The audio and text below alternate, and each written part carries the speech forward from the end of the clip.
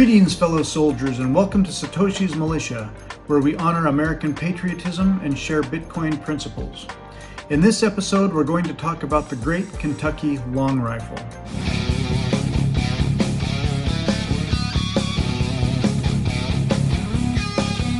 The long rifle was developed on the American frontier in southeastern Pennsylvania in the 1730s. It was designed to be light, slender, and graceful, and was the first true American firearm. It was initially created in Lancaster, Pennsylvania by skillful immigrant craftsmen who had come to America from Germany and Switzerland.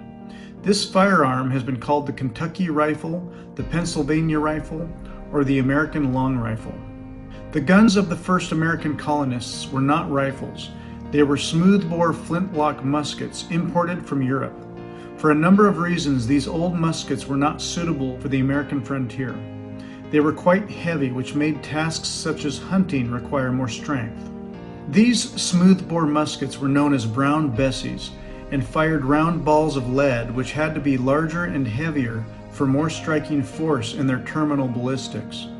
Because of their large diameter, between 0.6 to 0.7 inches in caliber, these guns required the use of more gunpowder, more lead, and created more recoil when fired.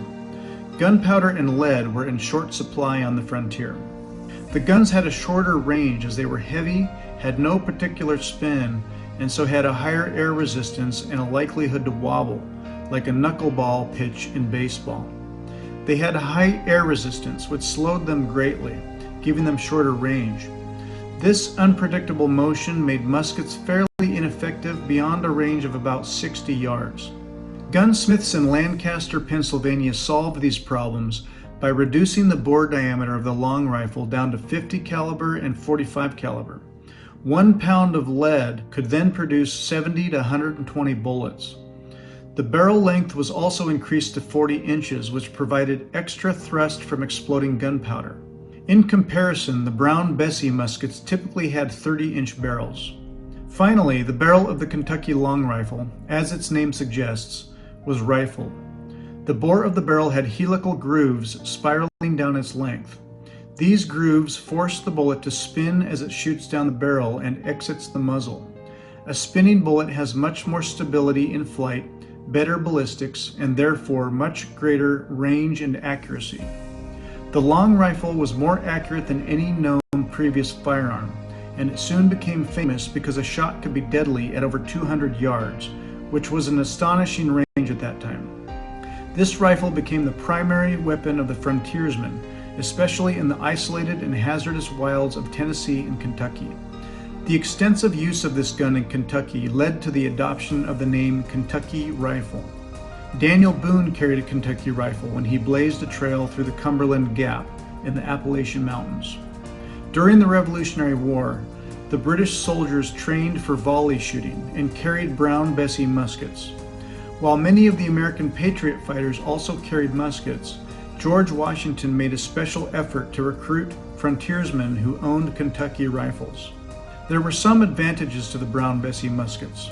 They could be loaded easily and more quickly than rifles and did not require specific caliber bullets. In fact, they could fire anything in the barrel of the gun and could even function as a shotgun.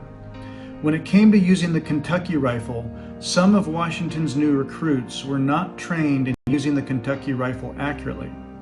Ultimately, General Washington collected about 1,400 riflemen with Kentucky rifles. British spies quickly became aware that this company of riflemen were particularly deadly, and so they avoided them in the field. These riflemen became the first Army snipers, operating at the flanks of the regular Army. At the Battle of Saratoga in 1777, riflemen picked off British officers from a distance, which greatly contributed to the Americans' victory and was a decisive battle of the war. Because of the ingenuity of colonial craftsmen and the specialized field training and courage of sniper soldiers, American patriot forces were able to employ technological advantages in battle, which helped win the war against the British.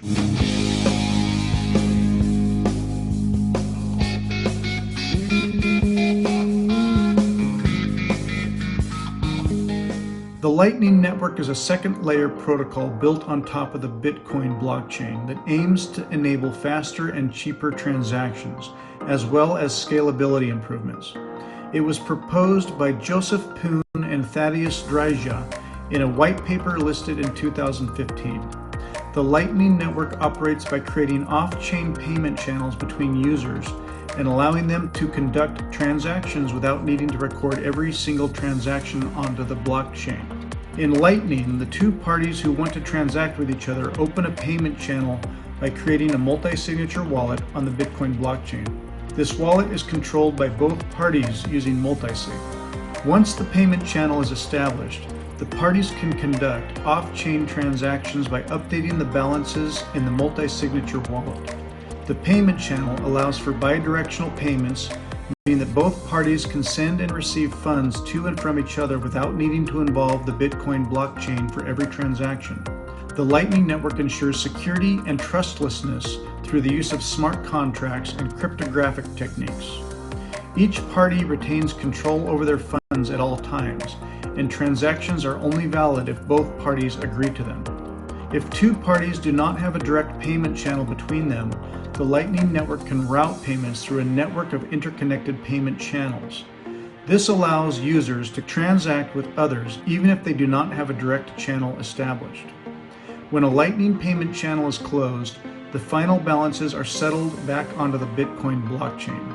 This allows the users to maintain the security guarantees of the Bitcoin network while benefiting from the speed and cost savings of off-chain transactions. The Lightning Network significantly improves the scalability and efficiency of the Bitcoin network by reducing congestion and the fees associated with on-chain transactions. It also enables new use cases such as micropayments and instant transactions. Development work continues steadily on Lightning to improve its usability, security, and accessibility. Adoption and usage of the Lightning Network is growing and allows Bitcoin to function competitively for moment-by-moment point-of-sale transactions at a retail level. Thanks for joining us today, and I look forward to seeing you in our next episode.